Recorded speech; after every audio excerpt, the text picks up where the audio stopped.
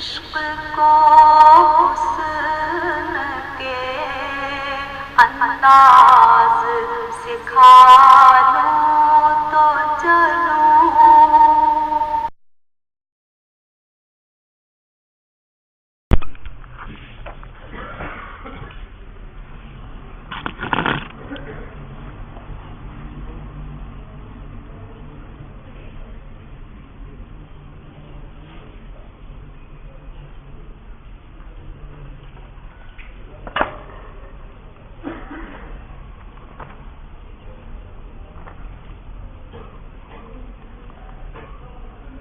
او تاسو دې ته نه ګورئ چې خیبر نه والا کراچۍ پورې تاسو علوم حاصلوئ، یونیورسٹی کې خو نه حاصلوئ، سکول کې پرایمري سکول کې میډل کې نه حاصلوئ، څه کې حاصلوئ؟ دارالعلوم.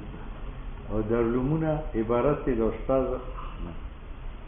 استادان چې څومره دي هغه د جمعیت علما اسلام دې ته وګورئ. په بل جماعت کې علما مدرسین نشته، که وي هغه هغوی یا به دروغ وي. ښه خو ټاس علما هغه په جمعیت کې شیوخ هم دیږي، شیخ التفسیر، شیخ الحدیث. په بلوچستان کې زموږ جمعیت علما اسلام یو مهتمم دی، هغوی چې زه سهار مدرسې ته لاړ شم وی زه ورته وایم چې مدرسې ته به ما ساتې او زه به تا ساتم. بس هغه یو پکې ګمراه یا ما ته چې ما نه ډېر توقعات مه ساته، زه به ستا حفاظت کوم خو ته به زما حفاظت. ما ته یې ویل هغه دې څوک دی؟ د خزانچي وی دا دی. مې دفتر دی چاته دی وی دا دی.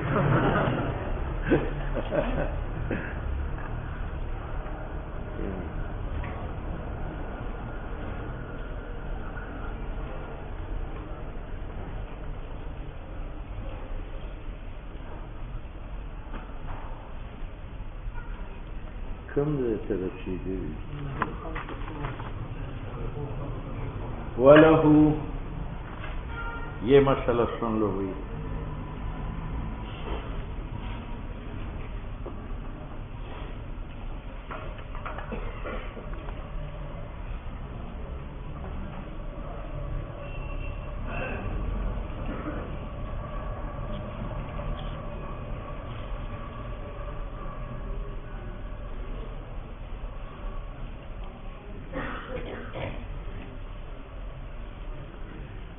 آپ کو شرح تہذیب اور مرقات میں یہ مسئلہ آئے گا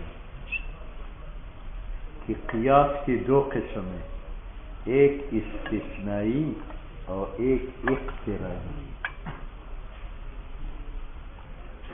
ایک قیاسی اور ایک قیاسی. قیاسی استثنائی کی دو قسم ہیں. ایک قسم یہ ہے کہ نتیجے کی مادہ اور صورت دونوں اس میں موجود ہیں، اور دوسری قسم یہ ہے کہ نتیجے کے نقیض مادتاً اور صورتاً اس میں موجود ہیں. اور اقترانی اس کو کہتے ہیں کہ نتیجے کا مادہ ہو قیاس میں، صورت نہ ہو. کتنے ہو؟ قیاسی استثنائی کی قسم اول کون سا ہے؟ کہ نتیجہ صورتاً اور مادتاً موجود ہو. جس طرح ان کانت الشمس طالعۃ یہ مقدم، فالنہار موجود یہ تالی. مقدم اپنی تالی سے مل کر قضیہ شرطیہ متصلہ. لیکن الشمس طالعۃ استثناء عینی مقدم سے ہوا تو فالنہار، تو النہار موجودن یہ نتیجہ ہے. اس کا مادہ جو نہار ہے وہ موجودن ہے، وہ بھی اس قیاس میں موجود ہے، تالی ہے، اور صورت ترتیب بھی موجود ہے. ان کانت الشمس طالعہ مقدم، فالنہار موجود یہ تالی. مقدم اپنی تالی سے مل کر شرطیہ متصلہ. لیکن الشمس طالعۃ استثناء عینی مقدم سے آیا، نتیجہ کیا دے گا؟ نقیض مقدم عینی تالی فالنہار. اب یہ فالنہار موجودن نتیجہ ہے، اس کا مادہ ہے نہار کا لفظ، موجودن کا لفظ، وہ یہاں تالی میں موجود ہے. اور اس کی حیت کیا ہے کہ نہار پہلے ہے اور موجودن بعد میں ہے. یہاں بھی ہے النہار موجودن. یہ وہ قیاس استثنائی ہے کہ نتیجہ باعتبار مادی صورت دونوں کے اس میں موجود ہے. ایک قیاس استثنائی یہ ہے کہ نتیجہ نہیں ہے، نقیض نتیجے کا مادتاً و صورتاً موجود ہے. ان کانت الشمس طالعۃ فالنہار موجود لیکن النہار لیس بموجود. استثناء نقیض مثالی سے آیا، نتیجہ کیا دیتا ہے؟ فالشمس لیس بطالعۃ. یہ نقیض ہے کس کا؟ الشمس طالعۃ کا. اب اس شکل کے اندر عینی نتیجہ موجود ہے یا نقیض نتیجہ؟ نتیجہ تو یہاں سالبہ ہے اور وہاں الشمس طالعۃ موجبہ ہے. تو اگر نتیجہ صورتاً و مادتاً قیاس میں موجود ہے وہ بھی قیاس استثنائی، نقیض نتیجے کا مادتاً و صورتاً موجود ہے وہ بھی قیاسی. اور اگر نتیجہ و نقیض نتیجے کا صورتاً مادتاً نہیں ہے، صرف مادتاً ہے، اس کو کہیں گے قیاس اقترانی. العالم متغیر والمتغیر حادث. نتیجہ کیا دیتا ہے؟ اب العالم حادث کا مادہ تو ہے، یہاں حادثن ہے، یہاں العالم ہے، لیکن صورت موجود نہیں ہے. یہاں عالم و حادث متصل ہے اور یہاں عالم و حادث متصل ہے یا درمیان میں متغیر آیا. اس کا نام ہے قیاس اقترانی. تو دو قسم ہو گئے استثنائی، اور ایک اس اقترانی کی جو ہے 4 صورتیں جن میں ایک ساقط ہے. اقترانی میں یا حد اوسط محمول ہوگا صغرا میں، موضوع ہوگا کبرا میں، وہ شکل اول، یا محمول ہوگا دونوں میں، وہ شکل ثانی، یا موضوع ہوگا دونوں میں، وہ شکل ثالث ہے، یا موضوع فی صغرا اور محمول فی کبرا ہوگا، وہ شکل رابع ہے. یہ ساقط الاعتبار ہے. تو اقترانی کی کتنے اقسام ہوگی اور استثنائی کی کتنے؟ 2 اور 3 کتنے بنتے ہیں؟ اس لیے کہتے ہیں وَلَهُ 5 صُوَرٍ قَرِيبًا، کہ دلیل کی 5 صورتیں ہیں. قریب کی قید لگا کر شکل رابع سے اعتراض کیا. اب بات سمجھ میں آ گئی؟ اب آگے بڑھو. الاولی،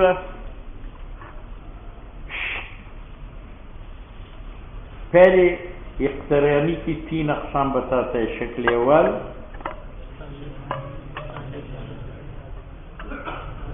راوی نہیں، وہ تو ساقط الاعتبار ہے، بس 3.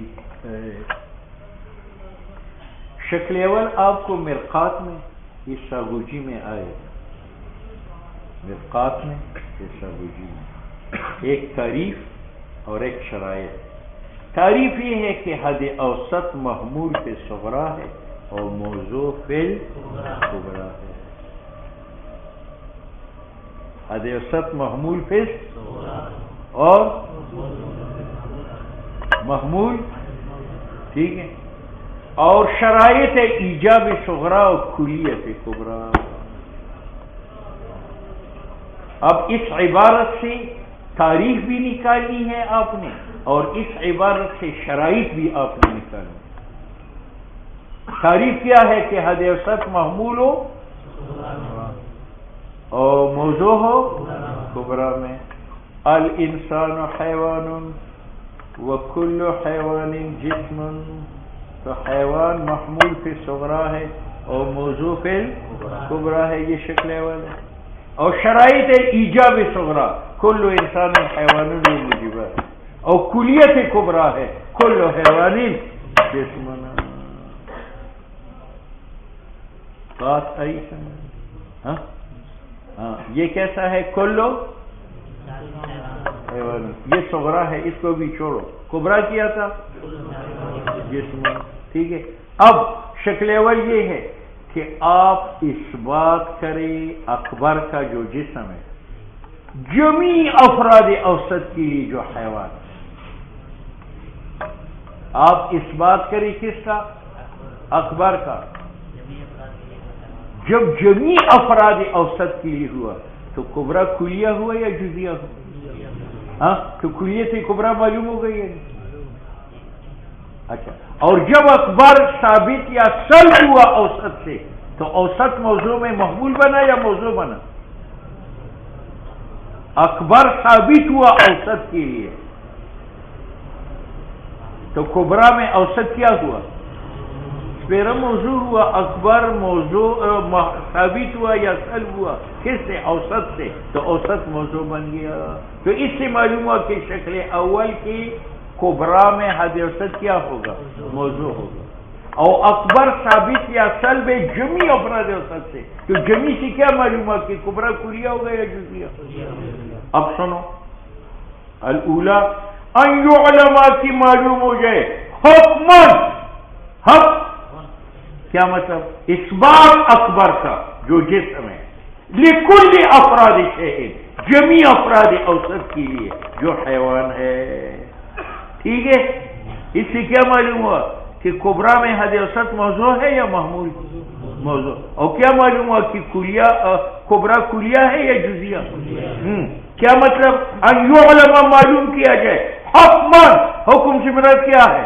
ایجاب و سلب اکبر کا، لکل افراد شیء جمی افراد اوسط کے لیے. تو آپ نے کیا پڑھا؟ کلو جسم.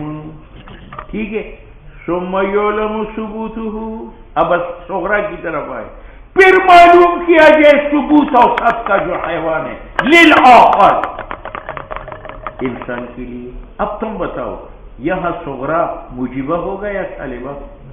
کیونکہ ثبوتہ للآخر خواہ کلن ہو اور وزن ہو.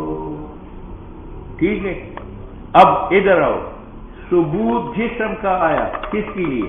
حیوان کے لیے. اور ثبوت حیوان کا آیا، ہاں، تو ثبوت انسان کے لیے. فَيَلْزِمُ ثُبُوتَ ذَلِكَ الْحُكْمِ، تو لازم ہے ثبوت جسم کا للآخر، اس کے لیے انسان کے لیے. کذالک کا معنی کیا ہے کہ صغرا اگر مجیبہ کلیہ ہے تو نتیجہ مجیبہ کلیہ ہوگا، اور صغرا سے مجیبہ جزیہ ہے تو نتیجہ بالضرورت. ٹھیک ہے، ہاں، یہ کس کا معنی ہے؟ ایولم حکم لکل افراد شیء کبرا کا. اور یہ کس کا معنی ہے؟ ثم یولم ثبوت للآخر صغرا. اب صغرا میں ثبوت آیا نہیں تو صغرا مجیبہ ہوگا یا سالبہ ہوگا؟ اس لیے کہتے فلا من ایجاب صغرا، لابدی ہے ایجاب صغرا سے.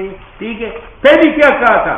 ان یعلم حکمان کہ معلوم کیا جائے ثبوت سلب اکبر کا لکل افراد شیء جمی افراد اوسط کے لیے. اس سے معلوم ہوا کہ کبرا کلیہ یا جزیہ؟ وکلیۃ الکبرا. اب بات سمجھ میں آ گئی؟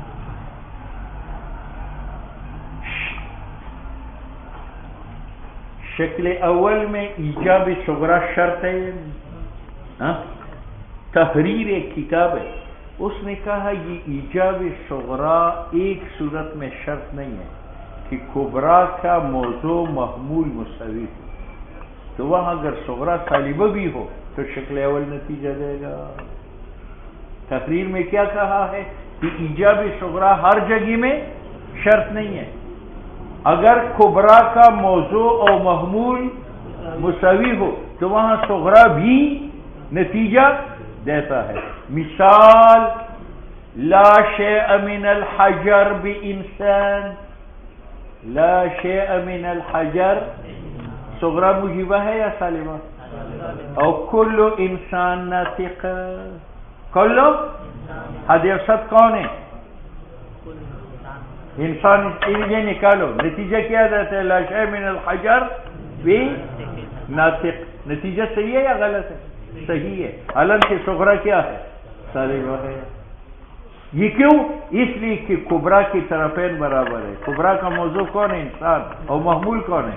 ناطق. اور انسان اور ناطق برابر ہے. معلوم ہوا جہاں کبرا کی طرفین برابر ہو تو وہاں ایجابی صغرا شرط نہیں ہے، صغرا سالبہ بھی نتیجہ دے سکتا ہے. بات سمجھ؟ تو مصنف نے کہا تھا کہ شکل اول کی دو شرائط ہے، کلیت کبرا اور ایجاب صغرا. صاحب تحریر نے ایجاب صغرا میں ترمیم کی کہ ایجاب صغرا اس وقت شرط نہیں ہے جہاں کبرا کا موضوع اور محمول مساوی ہو تو صغرا سالبہ بھی نتیجہ دے سکتا ہے، جس طرح لا شیء من الحجر بے انسان، یہ صغرا مجیبہ ہے یا سالبہ؟ اور کل انسان ناطق، تو حادثت کون بنا؟ اس کو گرا دو، نتیجہ کیا جاتا ہے لا شیء من الحجر ناطق۔ یہ نتیجہ صحیح ہے یا غلط ہے؟ بالکل صحیح ہے۔ حالانکہ صغرا کیا ہے؟ یہاں سالبہ کیوں منتج ہوا؟ اس لیے کہ کبرا کی ایک طرف انسان ہے اور ایک طرف اور انسان اور ناطق برابر ہے۔ معلوم ہوا کہ ایجاب صغرا اس وقت شرط نہیں ہے جہاں کبرا کا موضوع اور محمول، مصنف کہتے ہیں وہ معافی تحریر، وہ جو تحریر میں لکھا گیا ہے کہ الا ایجاب صغرا شرط نہیں ہے فی مساوات طرف الکبرا، اس وقت کی کبرا کا موضوع و محمول برابر ہو، فلیس بشیء، یہ دعویٰ غلط ہے۔ یہ کیوں؟ یہ جو تم نے مثال پیش کی لا شیء من الحجر بے اور کل انسان، تو نتیجہ صحیح آیا لا شیء من الحجر بنا سے، ٹھیک ہے۔ لیکن جناب ہم نے جو کہا تھا کہ انتاج کے لیے شرط ایجاب صغرا، تو مراد انتاج سے انتاج بذات ہے، یعنی شکل اول نتیجہ بذات کب دے گا؟ صغرا موجبہ۔ اور یہاں جو نتیجہ دیا ہے لا شیء من الحجر بے ناطق، ناطق کا سلب ہوا ہے کس حجر سے، یہ بذات نہیں ہے بالواسطہ ہے، وہ یہ کہ ناطق مساوی ہے کس کے ساتھ؟